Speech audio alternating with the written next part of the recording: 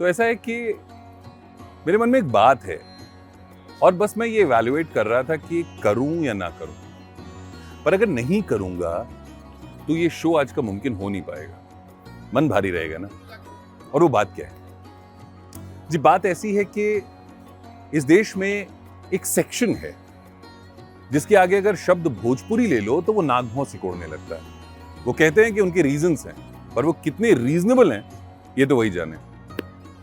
मैं कहना चाहता हूं कि भोजपुरी अपने आप में इतना रिच कल्चर है कि अगर उसके फोक की बात नहीं करेंगे तो शो बड़ा अधूरा सा रह जाएगा। तो इसीलिए द फीवर फोक प्रोजेक्ट के आज के एपिसोड में मैं यानी कि पीयूष बात करने वाला हूं भोजपुरी फोक के बारे में।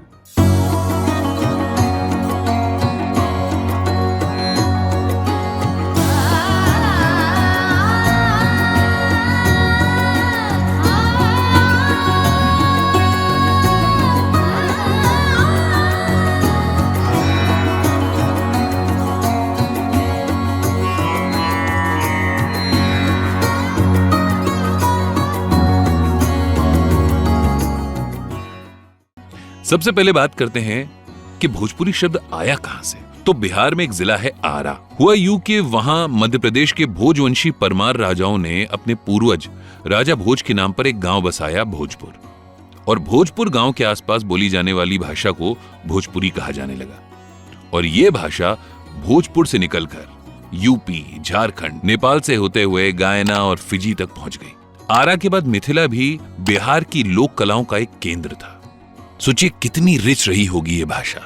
लेकिन भोजपुरी म्यूजिक के आज के बिगड़े हुए रूप से अगर हम इसे जज करेंगे तो थोड़ा निराशा तो होगी। इसीलिए आपको ले चलते हैं 18वीं सदी के बिहार में।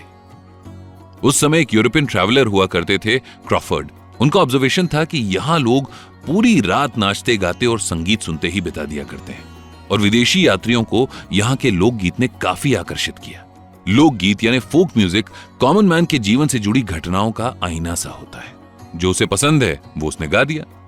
अब जैसे स्वतंत्रता सेनानी कुंवर सिंह की वीरता भरे कारनामों को बिहार जनता ने लोकगीतों के माध्यम से अमर कर दिया।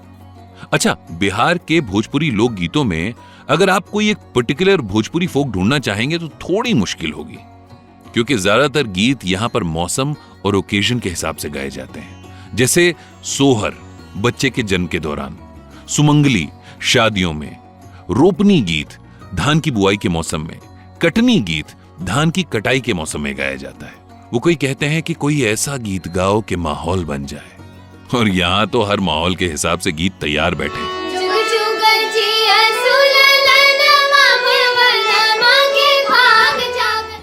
सबसे पहले आपको बताते हैं सोहर के बारे में। देखिए, जब घर में बच्चे का जन्म होता है तो घर और आस पड़ोस की महिलाएं मिल जाती हैं और नए माता पिता को आशीर्वाद देती हैं। सोहर में राम जन्म की कथा होती है, कृष्ण जन्म की बात होती है। यहां बिना जेंडर बायस को बीच में लाए बस इतना समझिए कि सोहर बिहार की संस्कृति का अभिन्न हिस्सा है। राजा जी के करे ताराहल जरूरत। इसके बाद आते हैं विवाह गीत पर। ये आज भी बिहार में काफी फेमस है, और गैंग्स ऑफ वसेपुर के एक खास गाने में भोजपुरी फोक के एसेंस को शारदा सिन्हा जी की आवाज में बहुत खूबसूरती से कवर किया गया है। शादी के हर स्टेप के लिए बिहार में एक फोक है, जैसे हल्दी के लिए अलग, मंडप में आने के लिए अलग, और सिंदूरदान के लिए अलग गीत, परछन के लिए अलग, गांठ जोड़ने के लिए अलग, और यहां तक कन्यादान के लिए भी अलग अलग गीत गाए जाते हैं। और तो और यहां शादियों में गाली गाने की भी परंपरा है।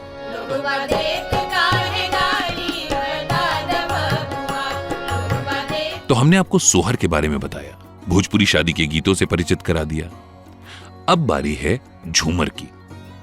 झूमर महिलाएं अपने पति के स्वागत में गाती हैं जब वो काम से छुट्टी लेकर महीनों बाद घर लौट कर आते हैं।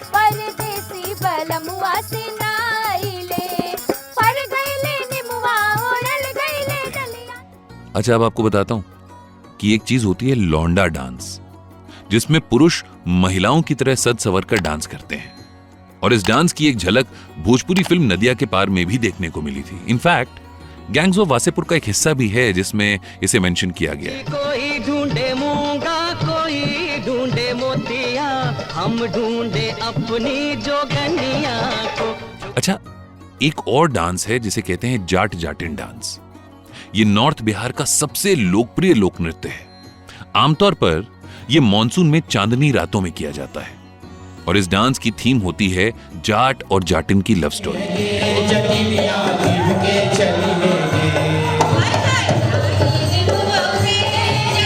एक और फोक डांस है बिहार का जो काफी इंटरेस्टिंग है, झिझिया या झिझिरी। सितंबर अक्टूबर में दशहरा के दौरान किया जाता है। ये डांस देवी दुर्गा के प्रति समर्पण के साथ साथ अपने परिवार, बच्चों और समाज को काला जादू से बचाने के लिए किया जाता है। ये लगातार 10 शामों तक यानी कि घट स्थापना के दिन से लेकर विजयदशमी तक महिलाओं द्वारा 5 से 15 के ग्रुप में अपने सिर पर मिट्टी का घड़ा रखकर किया जाता है।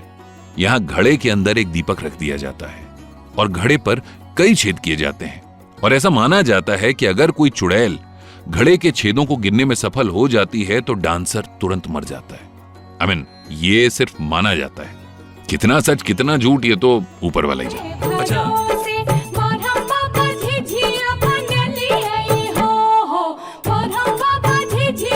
इसके अलावा बिहार के आइकॉनिक छठ पर्व के गीतों को कौन भूल सकता है। बिहार के सबसे बड़े 3 दिनों तक चलने वाले छठ पर्व में लोग जब पूजा की तैयारी करते हैं, अर्घ्य देने के लिए घाट जाते हैं, तब छठ के ये गीत गाए जाते हैं। देश में जहां जहां तक बिहार के लोग रहते हैं, छठ के गीतों की धुनें वहां वहां तक गूंजती हैं।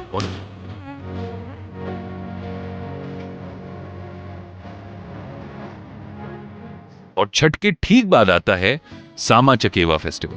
अच्छा, इस फेस्टिवल की चर्चा ना पुराणों में भी है। सामा चकेवा पर्व के दौरान बहनें पारंपरिक लोक गीतों के जरिए भाइयों के लिए मंगल कामना करती हैं।